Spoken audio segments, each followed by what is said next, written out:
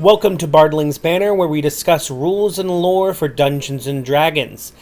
Thank you for joining me for our new series about spellcasting mechanics. To start this series off, we will be going over the basics of how the magic system in D&D works, beginning with a discussion about spell slots. Plain and simple, spell slots are what you use to cast spells. They are organized into levels, starting with cantrips, also called level 0 spells, and go all the way up to level 9 spells. Based on what class you choose, you can gain access to a certain number of spell slots at certain levels, and you can use these spell slots to cast the corresponding leveled spells. You can also use higher level spell slots to cast lower level spells. This process is called upcasting, and it allows you to boost the power of given spells. You can only upcast spells that are 1st to 9th level spells, because they are the ones that take spell slots in order to cast. Level 0 spells, or cantrips, do not take spell slots, so you can actually use them as many times as you like. They grow more powerful typically as you level up with your character. Your character's level does not directly correspond with the level of spell you can use, so I realize that can be confusing for a lot of new players. Typically, when casting a spell using a spell slot, you lose access to that slot until you complete a long rest. There are certain subclasses and classes that have exemptions to this rule, but typically it takes one long rest to regain access to a spell slot. As with anything else in D&D, there are pros and cons with how classes interact with spells and the spell mechanic. We will be discussing that in individual videos for each class. Gone over spell slots and spell level. Let's briefly go over the other things you will see when looking at a spell. The first thing you might notice is that each spell has a different school or class. Those are as follows: Abjuration, which is protection magic. Divination, which is healing and prophecy. Conjuration, creating physical objects.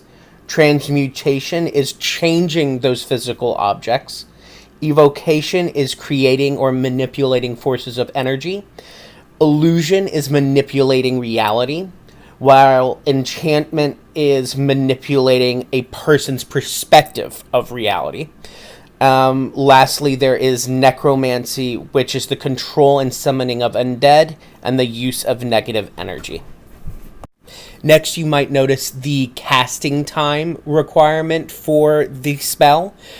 These are broken down into either actions, bonus actions, or reaction. Every turn in a combat round, you get at least a action and bonus action. Additionally, a reaction is just what it sounds like, an action you are able to take on someone else's turn. The next section of a spell is the component section. There you will see if the spell requires somatic components, which is to say hand signals, or a material component, which is to say a silver coin or a white feather. Additionally, when looking at the material component, if that material component does not have a gold value associated, which will be stated, it is assumed that your character has it on them. Additionally, there may be a verbal component to using the spell.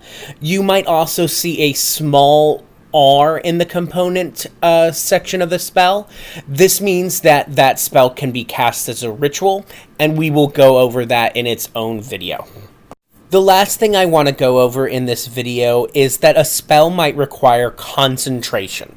You can only concentrate on one of these types of spells at once, and if you try to concentrate on more than one, you will lose concentration on whichever spell you cast first. Additionally, if you are attacked while you're concentrating on a spell, you might lose concentration, and that'll be determined by a Constitution saving throw.